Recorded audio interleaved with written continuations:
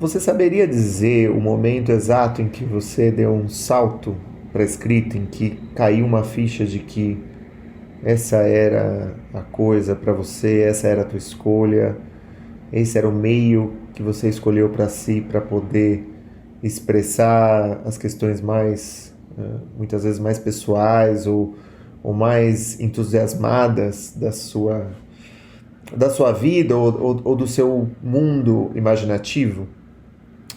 Você deu esse salto já? Esse salto já foi feito? Né? Você tem essa convicção? Como que é isso para você? Hoje a gente vai falar sobre essas fichas que caem. Olá, meu nome é Thiago Novaes e você está no Prelo. O encontro de hoje vai ser um relato pessoal, um relato de uma experiência pessoal da minha aproximação com a literatura. Eu acho que eu gostaria de dizer, seria muito bonito dizer que houve uma ficha que caiu, né? Uma ficha caiu e no que aquela única ficha caiu, de repente eu acordei do dia para a noite, ou da noite para o dia, vamos dizer, realizado e com plena consciência de que a escrita era para mim.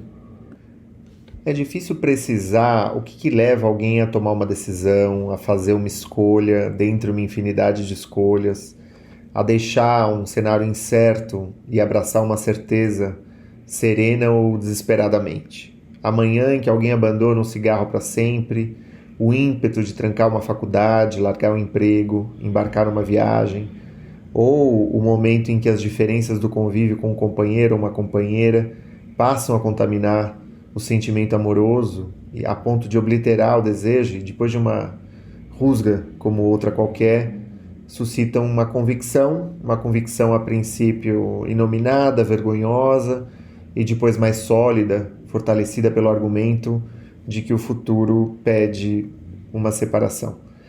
A gente sabe que algumas pessoas são mais propensas que outras a convicções, né? Isso pode ser um defeito e uma qualidade, né? E há sempre os que não estão certos de nada, né? E que são legião.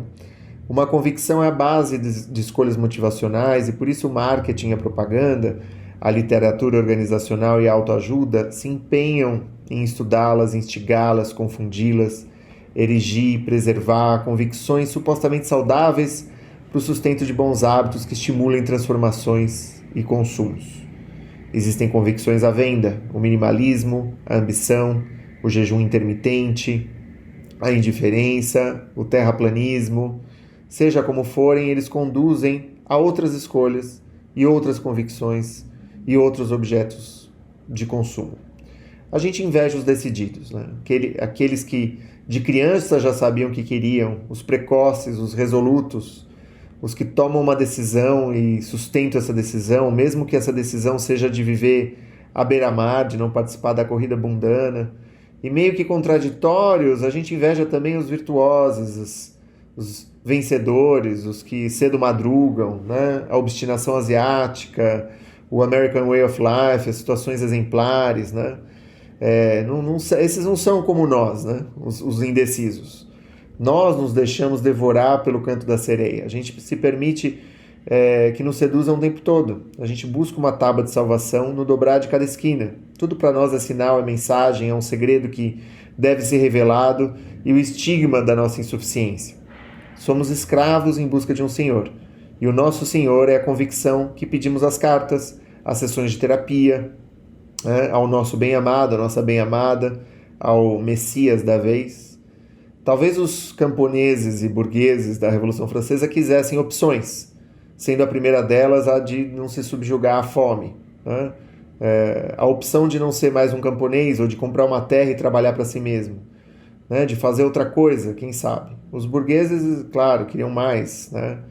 Moldar o mundo à sua imagem, né? A monarquia já não convinha para eles, a monarquia era uma convicção moribunda. E se preservou de algum modo porque ainda havia gente que não precisava de convicções para sustentar uma instituição. Bom, mas que sei eu dos revolucionários franceses? O que a gente sabe é que a classe média amanheceu no século XXI impregnada de opções e carente de monarquias. Judô ou natação? Lanchonete ou pizzaria? Medicina ou biblioteconomia? Solteiro ou casado? Com filhos ou sem filhos? Agnóstico, católico, budista? O conflito pela liberdade de ser e escolher foi substituído pela dúvida da escolha e da existência. Veio a espiritualidade à la carte. Qual que é o meu destino? Quem sou eu afinal? Né? E quem eu escolho para me dar a resposta? A gente estava condenado à liberdade, como nos diziam já há bastante tempo os existencialistas. Né? Mas como foi que a dúvida se tornou um inferno de mobilidade? Né? Afinal, ele era um ponto de partida de toda investigação moderna. O ceticismo, o questionamento constante, o espírito crítico, a desconfiança salutar diante dos discursos falhos ideológicos. Ainda nos anos 60, ele parecia um método de um universo a ser desbravado, com curiosidade, com fome. Todos os horizontes se expandiam. A gente chegava à Lua, o mundo se achegava, se aproximava cada vez mais próximo de si mesmo. As convicções eram as inimigas, né? Eram elas que levavam os meninos para as trincheiras e as meninas para os conventos. Né? Era o cânone dos beatos que abençoavam as masmorras dos estados de exceção. Né? A certeza sempre foi conservadora, a certeza das bandeiras, dos nacionalismos, a certeza dos cargos e funções, a certeza do bom ladrão, do escravizado servil, a certeza eficiente dos capitalistas devoradores de mundos. Né? Quando foi que a dúvida deixou de ser uma boa companhia?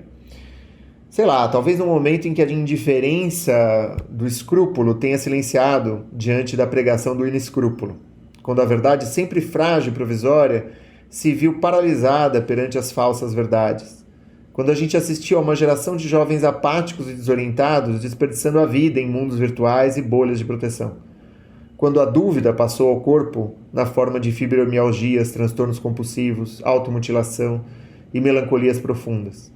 Quando nos demos conta de que o ponto de partida é um lugar em que você pode permanecer a vida inteira, um útero eterno. Quando já não conseguimos saber os critérios da escolha, e quando a única coisa que passou a nos preencher foram os pequenos índices narcísicos dos quais nos deixamos envolver, os pequenos objetos decorativos que compramos, vestimos, colocamos sobre a prateleira da sala e que têm a nossa cara, né? Ou mesmo quando as escolhas se desligaram dos princípios e dos valores e a nossa história nos impediu de dar um mergulho, qualquer mergulho que seja. A dúvida deixou de ser uma boa ideia, porque perdeu toda a graça, porque assumiu a sua face covarde.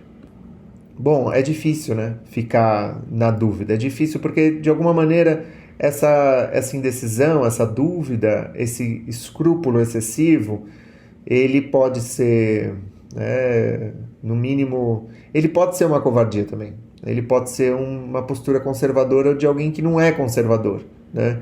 Uma postura apática de alguém que não é apático. No final das contas, aquilo que a gente pensa do mundo faz uma diferença até a página 15. A partir da página 16 não faz tanta diferença porque ela precisa estar refletida nas nossas próprias ações, né? A gente precisa, de alguma forma, bater um martelo, né? Bom, eu tive no meu campo da escrita, né, no meu desejo de me tornar escritor, eu acho que 3 marcos. Eu acho que teve um marco que foi um marco na infância, quando uma professora elogiou a minha redação. Fazia pouco tempo que eu escrevia.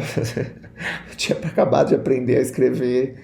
E eu acho que porque minha tia contava muitas histórias, porque havia uma espécie de, vamos dizer, de encanto em torno dos livros. Pelo menos, eu não sei, é engraçado porque a posteriori, né, a minha família, meu pai, minha tia, eles leem bastante, eles são leitores, mas eu tinha uma imagem, eu acho que muito mais ambiciosa na minha cabeça, né? Eu acho que é isso, o outro é um grande outro, então você fica, né, projetando, você fala, pô, esses caras são geniais e tal, e você quer ser, né, sei lá, Então, eu acho que, de alguma forma, talvez isso tenha me influenciado. Eu tenho um irmão mais velho, 3 anos, e aí ele escrevia, assim, umas histórias, e eu admirava muito isso nele também, essa coisa de escrever histórias. E a gente brincava com os bonequinhos, né, com 6, 7, 8 anos, e eu adorava inventar aqueles mundos. Eu me perdia nesses brinquedinhos, né? Eu tinha um brinquedinho que era sempre o herói da história. E aí tinha os outros bonequinhos que eram os outros personagens. E nesse momento os degraus da escada se tornavam cataratas e cachoeiras. E embaixo da mesa se tornava uma caverna, né, onde a gente podia confabular e observar as estalactites. Enfim, era um mundo de descoberta, né? O livro dos animais, a gente tinha um livro de animais que a gente colecionava, eu acho que figurinhas de animais, né? Então tudo pra gente era, vamos dizer, um objeto de interesse, e eu acho que eu, principalmente instigado pelo movimento do meu irmão mais velho, por essas histórias que minha tia contava, né? Pela admiração que eu já tinha, não sei por que, pelos livros. E aí, talvez isso tenha, vamos dizer, um pouco marcado, assim, o meu jeito de escrever, né? E a minha professora de redação, de português, não era de redação, era uma professora de português, professorinha, assim, dessas que naquela época, era uma única professora que eu acho que dava tudo, né? Dava todas as matérias, não tinha nem isso tanto das matérias, mas era algo entre o segundo ano do ginásio, assim, e que eu lembro dela gostar do meu texto e levar o meu texto para uma outra professora, e a outra professora lia o texto, isso no horário do recreio, e eu fiquei olhando à distância, uma mostrando, né, a minha redação para outra, e eu falando, gente, o que é isso? O que é isso que está acontecendo? Que legal! E aí eu me senti especial, né? Eu sempre fui um aluno medíocre, e aí, felizmente, eu estava autorizado a ser medíocre mesmo, porque, sei lá, às vezes quando você não pode falhar como ser humano, né? Como sujeito íntegro, mas assim, se você é bom em alguma coisa, você não, sei lá, você pode ser medíocre em outras, né? Você não precisa ser bom em tudo, né? Aliás, é impossível, a gente não é bom em tudo. A gente mal consegue ser bom numa coisa, né? E isso se torna uma luta, uma batalha constante para se aprimorar, para crescer, para se desenvolver, e a gente nunca se sente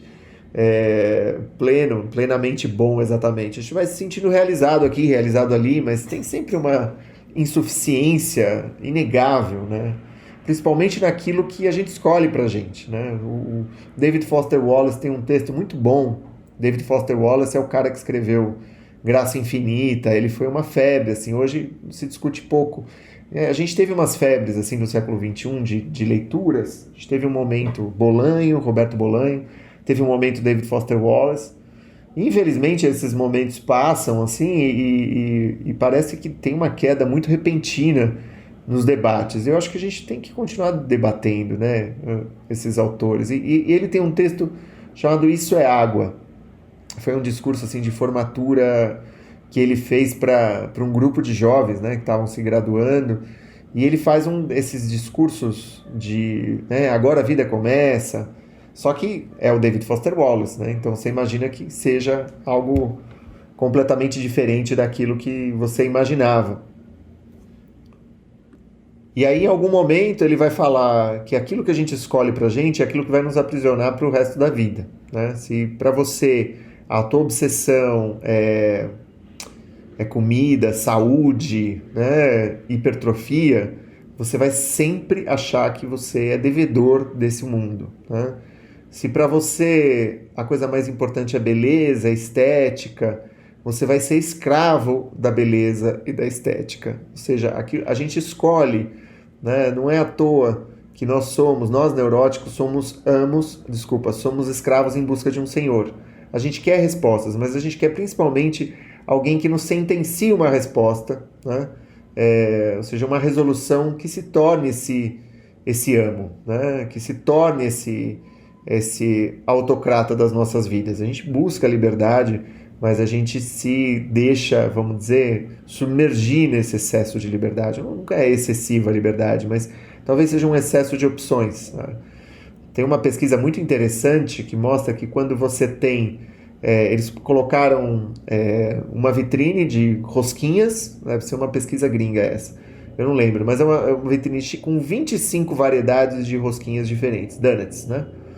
E a galera tinha muito mais dificuldade de comprar alguma, né? Diante de 25 opções, a chance de você comprar uma rosquinha cai 40%, né? E aí eles fizeram, né, o cotejo com uma situação em que você tinha 6 rosquinhas, né?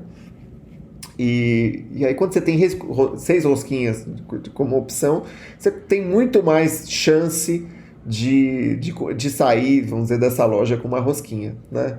E é muito interessante, porque não sei se aconteceu, né, com vocês de receber, você entra num restaurante, naquela época que a gente entrava em restaurantes, e aí o garçom te traz o cardápio às vezes tem 15 páginas. Aí você fala, você folheia uma vez, folheia outra vez, você tenta primeiro encontrar, vamos dizer, uma estrutura, né? O que é prato principal, o que é porção, o que é bebida, o que é bebida alcoólica, o que é sobremesa, porque a princípio você não consegue, são tantas opções. É um pouco esse sentimento, né? Essa náusea da liberdade, né? Que a gente enfrenta todos os dias. Então, quando aquela professorinha de colégio, né, leu a minha redação para amiga dela, para colega dela no horário no intervalo, e eu vi ela saindo com a minha redação da sala de aula, e né, eu vi esse movimento, de alguma maneira eu pensei, puxa, eu posso ser amado, né? Eu posso ser amado dessa forma, né? Essa é a minha escolha. A escolha que nos toma, né? E tem a ver com amor também, né? Tem a ver com reconhecimento, né? Mas não caiu a ficha, obviamente. Eu tinha 7 anos, 8 anos, 9 anos, né? E pode-se dizer que esse foi um salto? Não, não foi um salto, mas foi um grande momento. Foi a primeira parte de um salto. Eu tive uma segunda parte de um salto, que é uma parte que eu menciono com muita frequência. Eu tinha, né, já estava mais crescido, tinha entrado na graduação, tinha me formado em psicologia, na psicologia da USP, e tinha entrado no doutorado, no mestrado. E o mestrado, na minha cabeça, era, bom, eu vou escrever. Então, assim, esse vai ser um tempo de pesquisa, mas vai ser também um tempo que eu vou me dedicar à escrita, né? Até agora eu não tive muito tempo para isso, porque antes eu era um moleque, depois você está no ensino médio, aí você tem uma pressão, mais uma pressão bastante aguda para você se decidir o que você vai fazer da sua vida, né? Você tá lá com os seus hormônios, tem muita coisa passando na sua cabeça. E aí depois você escolhe, aí você tem a graduação, que é eu quando entrei na graduação, eu quase bombei nas primeiras matérias, porque eu falei, ufa, passei na faculdade, só que não, ou seja, antes da faculdade eram química, física, matemática, né, português, e de repente era neuroanatomia funcional, era estatística, era biologia, e eu assim, cara, eu não sei se assim, eu fui tomado de surpresa, assim, porra, peraí, tem que estudar nessa faculdade? E de fato tinha que estudar na faculdade, senão eu ia bombar, senão eu não ia passar. Então é puxado, né, a faculdade de psicologia integral, é bastante puxado, você tem que estudar, você tem muito texto para ler, mas é incrível, é super, ou seja, são mundos e mais mundos que se abrem. Então eu sabia que aquela formação estava me servindo para muitos propósitos, não só o de me tornar um psicólogo, mas também o de me tornar um escritor melhor. Havia, sim, uma convicção de fundo, mas essa convicção ela não ganhava, vamos dizer, o campo da ação, ela não conquistava o lugar da ação, né? Porque é isso, a convicção só é plena quando ela conquista esse campo da ação, né? Quando você realmente decide fazer alguma coisa a respeito, né? Não adianta você achar que você é um escritor. Você pode ser um escritor sem obra, claro. Houve muitos escritores sem obras, mas a questão é, você quer ser um escritor sem obra? Você quer ser um escritor que nunca escreveu um livro? Eu imagino que não. O segundo momento foi quando eu entrei no mestrado e eu falei, agora eu vou escrever. E aí eu fui escrevendo um conto, outro conto, mandava por e-mail, né? Ou seja, desde aquela época, eu tinha 23 anos, mandava por e-mail, assim, as crônicas, né? Crônicas, depois eu decidi que eram contos e fui dando um formato para aquilo, né? Tinha leitores, às vezes comentavam, gostei disso, gostei dessa. Eu falava, as pessoas gostaram mais desse texto do que desse. que interessante. Já comecei a ter interlocução. Claro, a maioria das pessoas não te responde nada. Você não sabe se escreve, se estão lendo, se não estão lendo. Você fica, o que será, né? E ao mesmo tempo você tenta se convencer de que isso não é tão importante, de que o que é importante é continuar escrevendo, é continuar fazendo, né? E aí eu publiquei o meu primeiro livro, eu reuni alguns desses textos, eu mandei o livro para alguns escritores bastante reconhecidos na época, eles gostaram, e sugeriram uma ou outra alteração, e o meu primeiro livro não foi nem eu que mandei para a editora, foi um desses escritores para quem eu estabeleci um contato inicial, que enviou, né, meu original para a editora, e a editora aprovou, topou publicar, né? E aí eu vi, meu livro foi publicado, e aí estava lá meu nome na capa de um livro, né? E aí meu nome, o título do livro, conto e um lançamento, e eu chamei todo mundo que eu conhecia, que eu não conhecia, priminho do colégio, amigo do primo do colégio, todo mundo, foram 150 pessoas nesse primeiro lançamento. Eu vendi 150 livros. E algumas semanas depois saiu uma resenha na Folha. O que foi outra coisa assombrosa. E para mim, caiu uma ficha enorme aí. Quando o teu livro é publicado, quando você vê o teu nome sendo publicado, tem alguma coisa ali da esfera da responsabilidade que você passa a assumir. E por isso que até hoje, né, faz parte da formação, né, a meu ver, você participar de uma publicação, você vê teu nome impresso de alguma maneira, né? O meu curso de introdução à escrita criativa, ele culmina com uma publicação, porque eu acho que é muito importante culminar com uma publicação. Tem uma ficha que cai ali, tem uma resolução que se dá ali. É muito importante isso, né? Nesse momento você fala, pô, mas peraí, a coisa é para valer, né?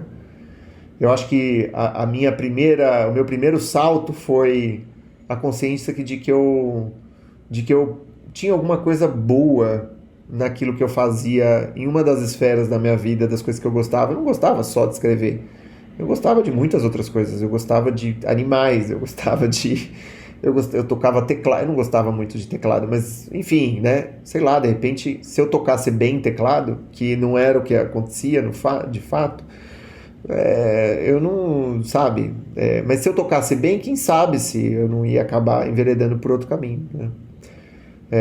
Eu tinha algumas coisas boas. Eu acho que eu era bom em matemática, eu era bom em química, mas eu não gostava de química, eu não gostava de matemática. Eu gostava de matemática, mas não era assim.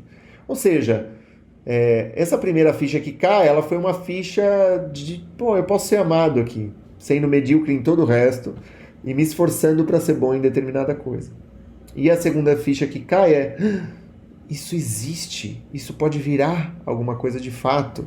É claro, todo movimento de publicação, de entrar em contato com outros escritores, de mandar para leitores, fazer uma lista de e-mails e enviar para elas, implica de uma certa consciência de que em algum momento aquilo vai ter uma realidade. Mas quando você vê um livro, você fala, não, mas espera aí, né? Aí tem uma outra, uma ficha que cai, é um salto, né? É um salto. Eu devo dizer que teve um terceiro salto. Esse salto, vamos dizer, foi o maior. Eu estava formado, eu já tinha defendido o meu mestrado, eu estava atendendo em consultório, né, como psicanalista, gostava muito de atender em consultório. Eu estava com o consultório cheio, que é muito impressionante para um começo. Eu acho que eu estava num endereço bom, num endereço vantajoso para indicações e encaminhamentos. Estava num lugar bom, assim, perto do metrô, enfim, não sei, tem várias variantes aí, né, variáveis que a gente deve levar em consideração. E gostava muito de atender, gostava muito do ofício da escrita, mas, desculpa, olha só, o ato falho, do consultório, da clínica, gostava de clinicar, gostava de fazer supervisão, mas em algum momento eu sentia que se eu continuasse ali, mas era muito exigente, a psicanálise era uma senhora bastante demandante, bastante ciumenta.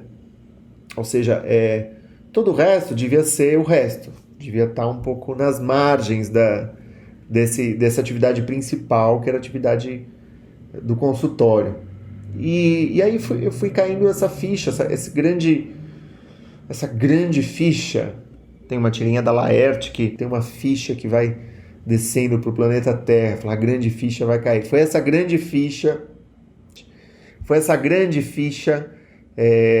que eu acho que caiu naquele momento e que eu falei, nossa, eu preciso encaminhar, eu preciso abrir mão do consultório. Gente, eu devo dizer o seguinte, existem muitas maneiras de cair a ficha, né? É muito subjetivo, é muito pessoal, é muito individual, ou seja, tem a ver com a nossa história, tem a ver com as nossas escolhas, tem a ver com a nossa... com o nosso cálculo também, com o nosso ponto de vista, com uma estratégia, com uma tática, tem a ver com muita coisa. Eu não recomendo para ninguém fazer o que eu fiz. Eu não recomendo que ninguém faça o que eu fiz, porque eu acho que isso, vamos dizer, o que eu fiz? Eu encaminhei todos os meus pacientes e falei, eu vou mergulhar na literatura. Eu não sei como é que vai ser isso, mas eu encaminhei todos os pacientes. Eu tive, vamos dizer, o respaldo de um supervisor, que é um professor da USP, o Nelson da Silva Júnior, fazia supervisão com ele naquele tempo, um ótimo psicanalista, excelente, assim, um cara muito rigoroso. E nesse momento, ele falou... Acho que ele viu um jovem diante dele, né? Um cara de, sei lá, 27 anos, que é o que eu tinha naquela época. E aí, sei lá, falou, cara, você vai fundo. Você tá na idade, vai fundo. Manda ver, né? Vai lá, acerte, erre. Né? É isso, você tá no momento, né? E aquilo lá pra mim foi outra chancela, né? Eu falei, nossa, eu vou. Quer saber? Eu vou. 2, 3 meses depois, acho que nem isso, a Secretaria do Estado da Cultura de São Paulo abriu um edital, um PROAC, na época se chamava PAC, depois por conta do PAC federal eles mudaram o nome e se transformou em PROAC, e era uma bolsa, na época era uma bolsa boa, né, um valor bom, R$20 mil. Eu tinha uma vida bastante modesta, assim, né, poucos gastos, até hoje eu tenho uma vida modesta, mas naquela época é isso, né? Eu dividi o apartamento com a minha companheira da época, tinha poucos gastos, sabe? Tinha uma vida assim, estoica.